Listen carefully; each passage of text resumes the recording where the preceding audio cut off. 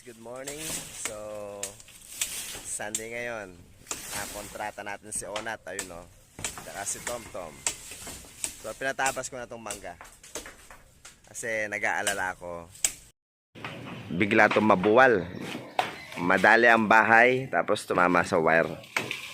So, ayan si Onat o. Kung gusto niyo magpa-trim ng halaman, ng puno, i-message nyo lang ako para ma-message natin si Onat sa presyong patas. Ayun o, presyong patas daw.